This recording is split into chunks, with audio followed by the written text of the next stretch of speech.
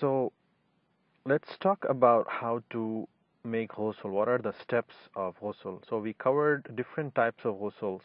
We talked about the two types of ghusl, the ritual ghusl and the regular ghusl. And this uh, today we are going to talk about the ritual ghusl, the ghusl that takes you out from major impurity and you reach the level of tahara or the state of purity. And the other ghusl, which is the regular ghusl or the daily shower, so there are no real steps to it. You can do whatever you want, but since ritual ghusl is part of worship, you need that to worship. You have to come into the state of purity. There are some steps that must be followed. There is minimum. There is something called recommended ghusl, a ghusl that adheres to the sunnah of Rasulullah sallallahu alaihi wasallam, and there's a ghusl which is bare minimum. If you have to do that, anything less than that, it's not counted as ghusl. Uh, so this kind of ghusl, again, it's in a state of major impurity. If somebody is in a state of junub, or a sister is coming out of her menses or nifas, then this is the type of ghusl that you do. So the first thing that is required in this type of ghusl is the intention itself, and this is something which is obligatory. You need to have this intention in order for your ghusl to be valid. So if somebody, for example, they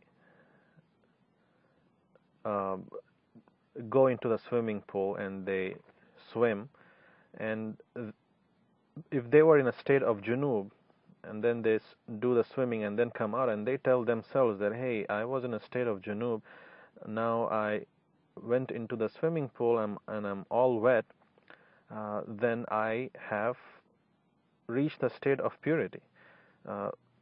This is not going to be valid because this person did not have intention of making a ghusl, so his ghusl is not going to be valid. If he had ghusl intention and then he jumped into the swimming pool and then he came out, then yes, his ghusl is going to be valid. So let me tell you beforehand that if you can make your entire body from head to bottom everything wet, then you have ghusl. You can come out of state of major impurity and go into the state of purity. Okay. Now, the second step of ghusl. Now, all these steps basically they mainly come from a hadith in Sahih al-Bukhari, wherein Rasulullah sallallahu alaihi wasallam was making ghusl, and this was narrated by our mother, the wife of Rasulullah sallallahu alaihi wasallam, Maymuna radiyallahu anha, that she said in this hadith that she brought some water for Rasulullah sallallahu alaihi wasallam to do ghusl, and she screened him with a cloth, and then she said that she described the ghusl of Rasulullah sallallahu alaihi wasallam. So the first thing that the Prophet sallallahu alaihi wasallam did was he poured water over his hands and he washed them. So washing of the hands is the second step, and this step is a sunnah. This is the order that we do. Of course, we have to wash hands. Every part of your body needs to get wet. But this, if somebody does not wash hand, the very first thing, if somebody washes head, for example, this is still okay, but the sunnah, more rewarding, is to wash the hands.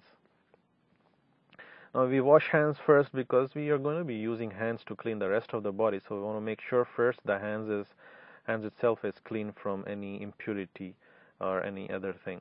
So that should be clean first. Now, the third step is the washing of private parts. Now, this step is also sunnah.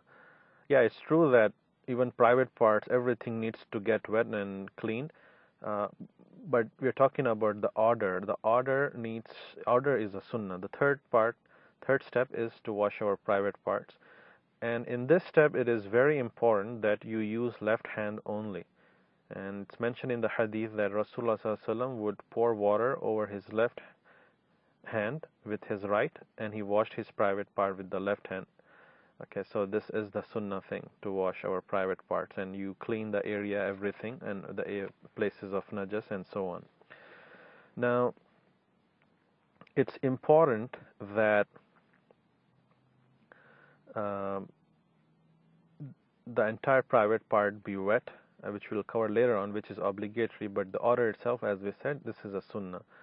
And the other thing is that you have to wash your hands after you clean your private parts.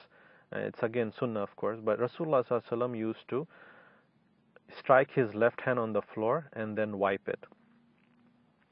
And this was his practice, basically cleaning it. And we can use soap, for instance, to accomplish the same. So this was his practice. Now, step number 4 is to make wudu, make a complete wudu. And this is also a sunnah step. So you can do wudu anytime during the ghusl, and but the sunnah step is to do it after washing your private parts. And as I mentioned in the previous halaqas, that if you just do ghusl, you are automatically in a state of purification. You don't have to explicitly do wudu. So if somebody just jumps into the swimming pool with the intention of ghusl and then he comes out with everything wet, his body is entirely wet, then he doesn't even need to make wudu. He can just pray just like that, and his salah is going to be valid, because the general rule here is that if somebody makes ghusl, he automatically raises to the state of purity even without making wudu. Now this is the main difference between ghusl of janaba and the regular ghusl. If you're just taking regular ghusl like the daily shower in the morning, and you make every part of your body wet and then you come out but you did not make wudu, then you do not have wudu. That automatic wudu is only applicable to ghusl of janaba, not the regular ghusl. So this is the main difference that you must know. You have to compulsorily do wudu for regular ghusl, but for ghusl of janaba you do not need to make wudu, but sunnah and more rewarding is you make wudu after you wash your private parts. And Rasulullah ﷺ used to make wudu, but he would delay his washing of the feet until the end of wudu, until the end of ghusl. Obvious reason being that, after you I mean, in the next step you will be cleaning your entire body, and there will be najas get cleaned through the water, and the water might again fall on the feet, so you might have to wash your feet again. So why don't you just clean or wash your feet at the end of ghusl, so you can delay washing of the feet till the end.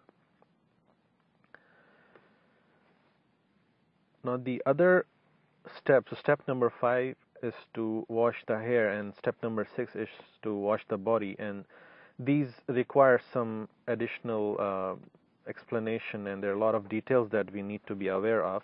But the step number 5 and 6, washing of the hair and washing of the body, these are obligatory parts of ghusl. You have to do it regardless. So if you do not get your hair and body washed and cleaned completely, then you do not have ghusl. So this is the main thing. So let's talk about washing of the hair itself. Now you start from the top and then go towards the bottom. So because the impurities or the najas or anything will go from top to bottom while making ghusl. So you start from the top, and this is, as we said, is obligatory, but you should know that every part of your head should get wet. Okay, so which means the scalp and the roots of the hair, everything must be wet. The hair must be wet itself. Now the sunnah thing in this step is that you pour water over your head 3 times. Okay, so if you have like a bucket of water and you take a mug and you pour 3 times water, so this will suffice. This is a sunnah. This is what the practice of Rasulullah ﷺ. But if you're talking about just minimum ghusl, if you can make sure that you have completely made your hair and head wet, then it is good enough. And wiping is not acceptable at all. It's wudu, yeah, we wipe, we don't wash, we are not allowed to wash, but in ghusl, we are not allowed to just wipe. It's not acceptable. You have to make everything wet. And rubbing is not compulsory, but Rasulullah sallallahu alaihi wasallam, he used to rub his hair to the extent that he was sure that the water has reached the skin. But if you're standing below the shower and water is coming continuously and you can make sure that it's getting wet completely, then inshallah that should be sufficient. And as far as head coverings are concerned, like turban or hijab, then obviously you have to remove it. You do not have that concession like wudu that you can just wipe over it. So this head covering must be removed. And any other thing like the henna, if it's like in a solid state, that must be removed completely. And sometimes people have this cream, a heavy cream, and this cream can prevent the water from reaching the hair or the scalp. Then this must be removed first before washing the hair. And of course things like wigs and stuff, these have to be removed as well, and you cannot take shower on top of it. And the interesting thing here is that the only exception and concession that we find for washing of the hair during ghusl is the case of the hair when it's braided. Rasulullah sallallahu alaihi wasallam, it's mentioned in Sahih Muslim, this hadith, when a woman who was a tightly braided, she came to Rasulullah sallallahu alaihi wasallam and she asked that, I'm a woman with tightly braided hair, should I undo it for ghusl from janaba? So Rasulullah sallallahu alaihi wasallam, he said, no, it is sufficient for you to pour 3 handfuls of water over your head, and then pour water over you and you will become pure. So that is sufficient. So this concession that they do not have to undo their hair, and they can put water over it. So this is specifically for these people who have braided hair, women in particular. So they do not have to undo it. Same thing applies for hair buns and things like that. They just have to throw water over it, and inshallah they will be pure. Now, next, the last step is the washing of the body, the main thing. This is again an obligatory step. If you do not wash the body, then your ghusl is not valid. But important thing here is that no place in your body can be dry. Everything needs to be wet. And this includes like semi-enclosed areas like nose, mouth, armpits, navel, and the anus. People, sometimes they don't pay to this little attention, but if any part is not wet, then it's a problem. They will remain in the state of impurity. Now, we mentioned earlier that we wash our private parts in step number 3 or step number 4. So that particular step, we already wash our private parts. Now, do we need to wash our private parts again? The answer is no. If you wash it already, you don't have to wash again because it was already completely wet. Okay. The sunnah thing in this step is that you first wash the right side of your body, and then you wash the left side of the body. This was the practice of Rasulullah sallallahu alaihi wasallam. Instead of going top to bottom, you go right, and then you do left. So that's one thing. And other thing that you should remember, that the nose and mouth are very important. Many people are negligent, they're careless. This must be washed. Water must reach there. And some people say that these are internal organs, we don't need to worry about them. But the correct opinion is that these must be washed, because these are actually external organs. These are not internal organs. And this was the opinion of Imam Ahmad ibn Hanbal and Abu Hanifa rahmatullah alayh, a strong opinion that if this was internal organ, then if you're fasting and if water goes in your mouth or nose, like when you're making wudu, then it will break your fast, because the rule is if water touches the internal organs, then you break your fast, like if it goes into the throat.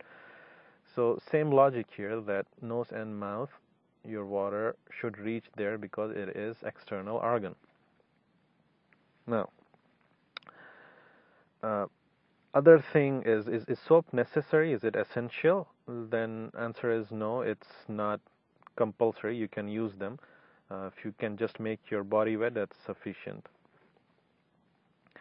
Now, touching the private parts. Now, we mentioned earlier when we were covering the wudu breakers that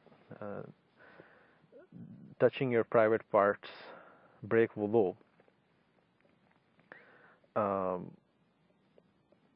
If someone touches the private parts with their left hand again for cleaning, then they will have to repeat the wudu again. So the better thing is that you first clean your private parts, then you make wudu as in steps 3 and 4, and then you wash the body without touching your private parts. Then you don't have to worry about this. But if somebody does wash his private parts again with soap, for example, then the safer opinion is that he has to make wudu again. Same thing applies to anything which generally breaks wudu, like somebody urinates or wind comes out of their body, then they have to make wudu again.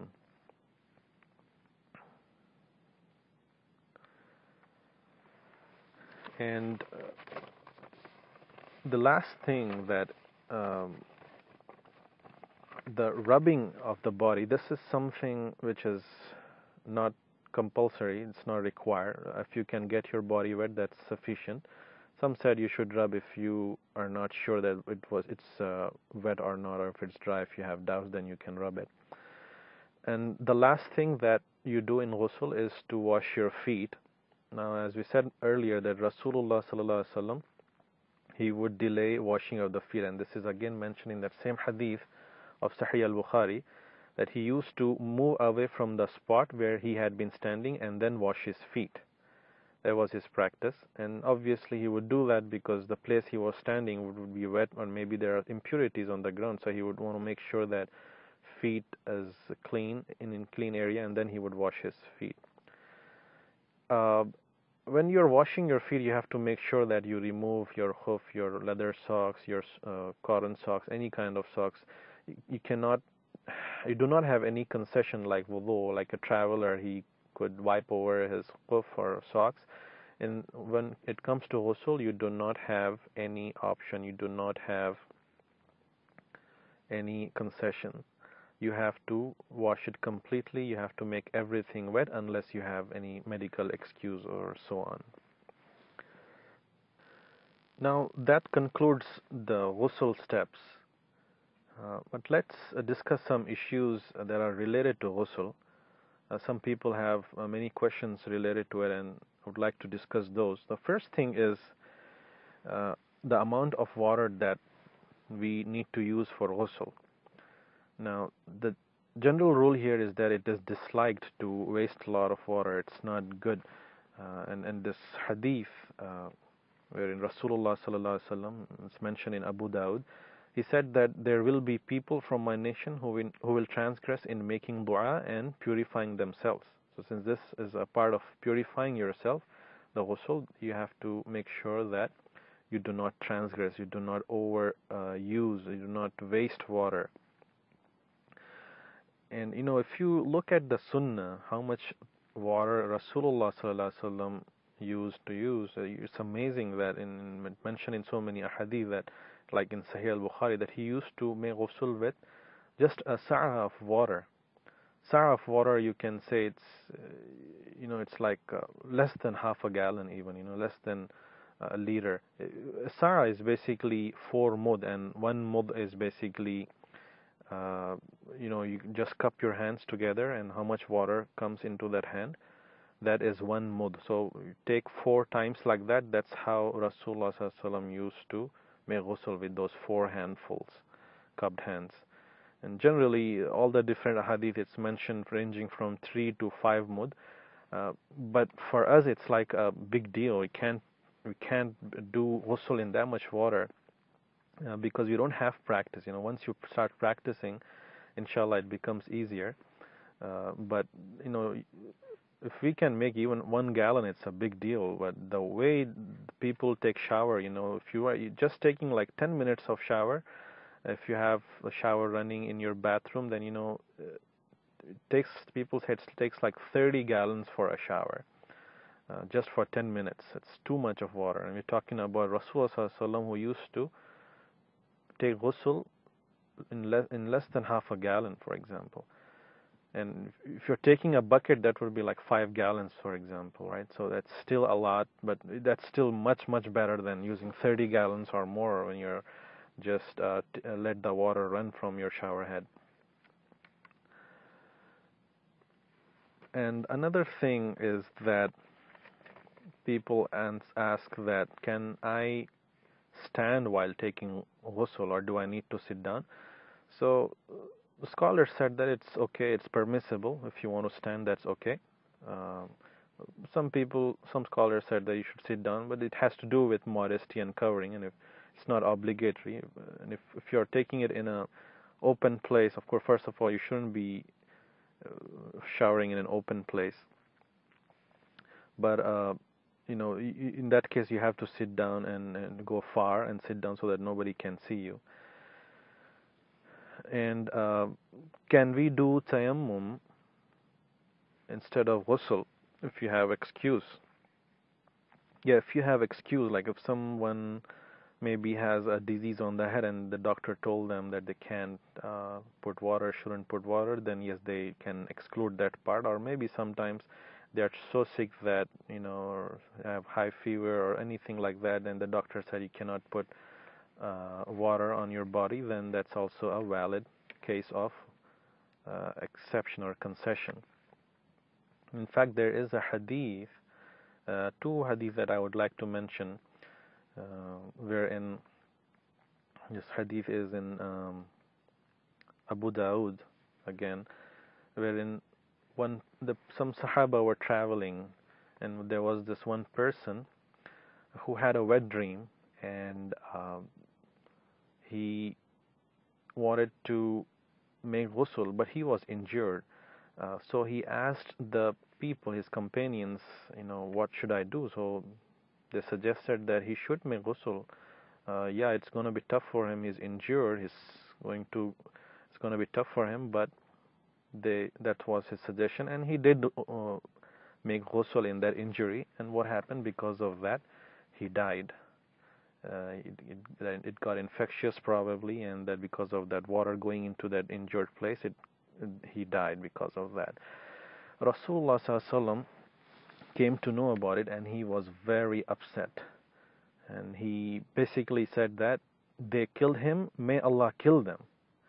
And he said, is it not inquiry the cure of ignorance? So shouldn't, they should have asked if they didn't know something. So he was upset with what the companions did. And that's why it is said that, if you're not qualified, do not give fatwas. You might end up causing very huge damage. So, and another hadith, it's mentioned in Abu Dawud, which is a Sahih hadith, a hadith of Amr ibn al-As, radiallahu anhu. This companion, he was in charge of a campaign, and he went with some Sahabi, and he had a wet dream, and that was a very cold night. And so he was scared to do ghusl, and he thought that he would die. So what he did, he just did tayammum, and then